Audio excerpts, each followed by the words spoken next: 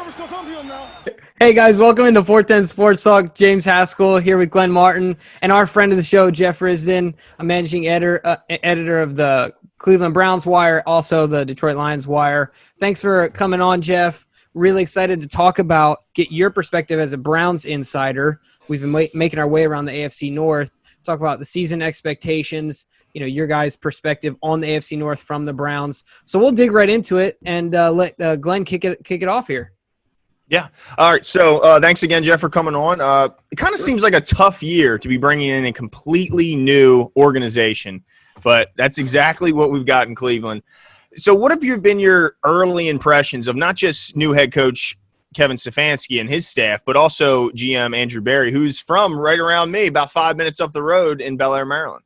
Yeah, Berry is a very impressive guy. It's very easy to like what he's selling. And it's easy to see why he got the job, why there wasn't really any competition for the job. They did interview other people, but it was pretty clear all along that he was going to get the gig. So far, so good. Now, in Cleveland, we have a lot of experience at roster turnover and coaching turnover and regime turnover. This is the fourth one that I've covered since 2017. Hopefully they got this one right. I agreed with their decision to get rid of John Dorsey. I think that was a dead end, and I think that they realized that they were going on that wrong path. Now they've got a clear path. It seems like more than any time that I can recall since Romeo Crennel was the head coach, everybody is in line. The head coach, the GM, the people who are making the decisions out and around them. They all seem to have the same vision. Paul DePodesta, as the chief strategy officer, is very actively involved and is getting more involved, and I think that's a good thing. So far, so good, man, but we've said that before in Cleveland. Well, one of the things I think that's interesting is I feel like for the second year in a row, as far as free agency goes, you guys have brought in some big names, none bigger than Conklin himself, coming over from Tennessee. How can his presence along with Jedrick Wills help Baker and these talented running backs in this coming season make a difference? Oh, man. And I'm glad you brought up the running backs with that, because the primary problem with the offensive line last year was the tackles did not run block well. Greg Robinson, for all of his faults, was a steady, at least, pass protector. I would put him at slightly below average if I had to grade him. Chris Hubbard was a train wreck at right tackle at everything. So Conklin coming in is a huge, huge addition. They went out and they got the best right tackle on the market, and it was the single biggest need on the entire team was right tackle. Left tackle was close to it. They got Wills. I wasn't his biggest fan at Alabama, but I understand why they like him. I do think it's going to be a good fit. But you're breaking in a rookie that hasn't had time to play that position. Remember, he was a right tackle at Alabama, so he's got some work cut out for him. They will at least be as good as they were in pass protection a year ago, and they will certainly be better in run blocking. And I think that's a big emphasis when you have Nick Chubb and Kareem Hunt on the roster. It's a huge addition. And also, don't forget, they got Austin Hooper, who is not much of a blocking tight end, but one of the things that it does in Kevin Stefanski's offense, it keeps a blocking tight end more in, and it allows Hooper to do his thing on the outside. So it's an exciting addition, as much as you can get excited about two offensive tackles. And trust me, people in Cleveland are ecstatic that Hubbard is no longer playing and that Robinson he's now in federal prison, so he's kind of out of the picture. That's a road trip he'll never forget. That's true. Now, before Glenn asks this question, I have to say I'm excited for this question. I'm really excited to get your feedback, and I'm jealous that you get to ask it, Glenn. Oh, my goodness. All right, well, let me preface it by saying I was a Baker guy when he came out, and I've been a Baker guy. I don't like how he shows some maturity issues and stuff like that, but I like him on the field, and I like him as a player. Jimmy, on the other hand, is the exact opposite. So I think we can all agree that this is a huge and important season for Baker with all that's around him and all the expectations that came with him. But with all that talent around him, what are your expectations of Baker this season? I want to see more of the guy who set the rookie touchdown passing record than the guy who threw more interceptions than touchdowns last year. Now, he did not have a lot of things break his way last year. Odell Beckham and Jarvis Landry, they couldn't practice all year. They're pretty much the only two wide receivers on the team still. He had the issues with the offensive line, had coaching issues. I cannot stress enough how much of a hindrance Freddie Kitchens was. And I was a Freddie guy. I was like, hey, if they want to hire him, I am on record that I did want Bruce Arians first, but I was fine with Freddie. I thought it was going to work, and it didn't. And it didn't work. And it was very obvious it wasn't going to work very quickly in training camp when he would emphatically say, I am not talking about that. And then 5 minutes later would spend 10 minutes talking about that. Exactly. It was pretty clear he was swimming in waters that were far too deep for Freddie Kitchens to manage, and that bothered Baker Mayfield. You saw a humbled Baker Mayfield. I'm hopeful that he doesn't lose the swagger, because the swagger is what makes Baker Baker. That's what made him special as a rookie.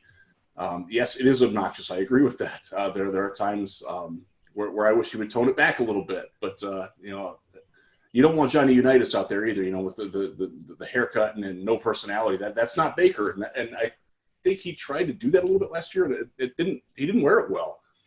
I'm hopeful that we are going to see a much more consistent, steady Baker who doesn't feel ghosts in the pocket, isn't throwing off the back foot when he doesn't need to. Those are the types of things that I think coaching can really help, and I'm hopeful that the coaching will take to it. Again, with Cleveland, you guys have every right to be skeptical about positivity coming out of Cleveland. But I will say this, that he's in much better, more proven hands this year than he was last year. I think that's going to help him. Yeah, no, I can totally understand where you're coming from on that end. As far as Baker goes, you mentioned some of his weapons, Hooper being one of them, but he's also got Njoku for the time being. Assuming that he's going to stay on the team, how do you see Stefanski using both of them? Yeah, and I do expect Njoku to stay on the team, even though his agent has demanded a trade. His agent demanded that about 5 minutes after he hired the agent. That's life with Drew Rosenhaus, folks. They use two tight ends a lot. In Minnesota, in the offense where Stefanski was coordinating prior to this, the second tight end got more targets than the third wide receiver did, and that's going to continue in Cleveland.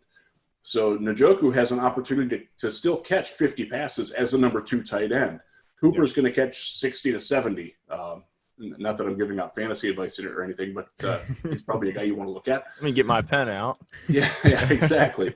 They're going to get a lot. They're going to be on the field together a lot. And some of that, again, is the fact that they do not – their number 3 wide receiver is Rashard Higgins. He got cut last year, and nobody really missed him. Donovan Peoples-Jones, the 6th-round rookie out of Michigan, is probably going to be the number 4 receiver. So they're going to rely on their tight ends a lot. They're going to catch a lot of passes. They're going to be very integral in working the middle of the field, but also stretching the seams. In Minnesota, it worked great. And it's worked great in other Andy Reid-centric and Gary Kubiak-centric offenses that they're based off of here. I'm very excited for Hooper specifically, but I do think that Njoku, if his head is in the game, if he buckles down, and he's always been an inconsistent player, sort of erratic, sort of playing for the name on the back more than the name on the front. If he can fix that just a little bit, he's gonna have a really good year, because he is a monster to cover. And he's one of those dudes that he goes into training camp and he always does his post camp interviews without his shirt on, and nobody really minds. That's the kind of guy he is. When you look like that without a shirt on, you're allowed to do that. I'm pretty sure. Dude. All right, you're good. And I think some could argue that the Browns might have the best collection of skill talent in the league, and a big reason for that is, of course, the running back room. How should Stefanski divide the workload between the two of them to best take advantage of their talent? And that's a good question, because last year it worked really, really well when Kareem Hunt came back after his suspension. He did a lot more receiving work than he did as a running work. And now Nick Chubb was the NFL's leader in rushing, and going into Week 17, he lost it because the Browns sort of choked, and Derrick Henry got, I think, 253 yards in the finale to pass him, which was just ridiculous. Chubb's incredible. Chubb's going to be great no matter what he does. There is a little bit of a worry about a workload, but that's one of the reasons why they really like having Kareem Hunt, who is great at receiving. He's very good as a runner. They are a really impressive 1-2 punch, and they're similar enough that they can each be the lead back, but they're diverse enough that you can mix it up and have special packages for them. They can get on the field together. It's going to be fun to watch that, because they're both really good. Nick Chubb, my goodness. So good. Ravens fans would know it very well, because yes, we saw enough of him. Yeah. I know. In this one answer, you've mentioned Nick Chubb and Derrick Henry. You're killing me, man. Yeah, man. Sorry, Too guys. much. It's too soon still, Jeff. Oh, brutal. Well, what about this? We talked. Glenn talked about the skills players. We've talked about the tight ends, the wide receivers. One of the things I think is going to be really interesting this year is when you think of Landry and you think of Odell Beckham Jr. My mind goes back to Diggs on the sideline in Minnesota, upset about his lack of touches, things of that nature with him and Thielen, that 1-2 punch. You have a better 1-2 punch now if you're Stefanski, but the real question is, how does he keep them engaged in order to keep them from getting upset on the sidelines? I mean, I feel like last year we even saw some moments where, each of them. I think Beckham asked to come get him or something. Or was that the year before last? That was a weird. That's a long story that we can't get into. I wouldn't call it false, but I wouldn't say that it was a total truth is probably the best way to phrase that. Okay.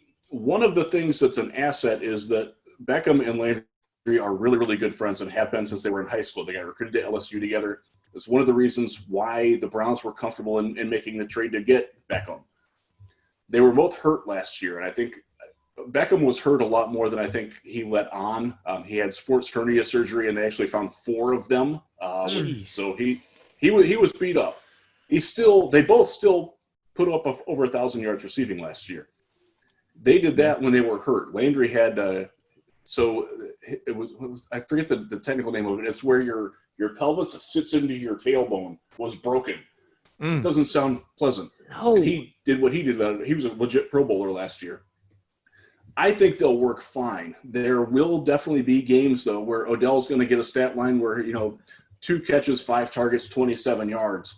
And you better believe that the media is going to be in his face. Hey, talk about what happened here. Why didn't you get the ball? They're going to bait him. And I don't trust him well enough to think that he's not going to take that bait once or twice. And that's going to be a big test for Kevin Stefanski. That is something that Freddie Kitchens could not handle. It's something that his coaches in New York could not handle. You got a rookie head coach here. I'm a little concerned about that, to be honest with you. It's definitely something to worry about. Landry is fairly, I won't say low maintenance, but he's a guy, he understands really, really well. I have come to really like and appreciate Jarvis Landry, not just on the field, but off the field. He's the guy that you really want to root for as an NFL fan, even if he plays for a different team. Yeah, I'm a big fan of Landry. I was actually hoping the Ravens would take a go at him when he was leaving Miami, but unfortunately, that would have been nice. We don't have a ton of receivers, in our Ravens uniform. But the most recent headlines coming out of Cleveland were, of course, to announce the massive contract extension for Myles Garrett. Now, he missed the last 6 games last year with the incident. With the suspension. The incident, that's a good way to say it. Yeah. I need to say. Yeah. What do you expect to see out of Myles Garrett coming off that suspension? Got this big contract, maybe has something to prove. What do you think we'll see out of Myles? I think he will go back to being a leader for the Defensive Player of the Year, which he was last year when he got suspended. He is an unbelievable physical specimen. If you haven't seen it, you got to look it up. He did a 50-inch box jump holding 50-pound dumbbells in each hand. And how much does he weigh? He weighs 278. Come on, man. It's not fair. Right. He's an unbelievable physical specimen. And if you watched him last year, the football skills, the technical side of the game really started to come around for him. He has a chance to be the best defensive player in the league. And it wouldn't surprise me if he gets there. I certainly expect him to be a double-digit sack guy, incredible pressure guy. He got much better at disengaging and reading the run, figuring out where the block is going to come from. He used to be oblivious of the wham block. Not anymore. He's got it. I expect him to be very, very, very good. And I don't think that the money's going to get to him. I do think that Steelers are going to try to get to him, and I do have a little bit of concern about that because – it's weird how the incident happened because he is such a mild-mannered. He shows up at the Cleveland Museum of Natural History and gives free tours to kids in the dinosaur park. He wants to be a paleontologist when he's done. Just the nicest guy. He shows up. He organizes dog park visits for his dog to socialize. Very approachable guy. But something snapped with him. And it wasn't the first time last year. It also happened in the Jets game. He punched a guy.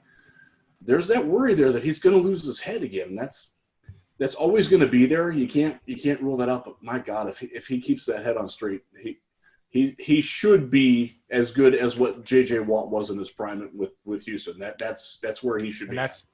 That's Player of the Year good. And let me ask you, do you think that they included some sort of a clause if there was ever another incident that would void his guarantees and stuff? Not all of them, but some of them for sure. Yeah. Okay. They haven't made that public yet, but that's it's fairly well presumed that that's in there.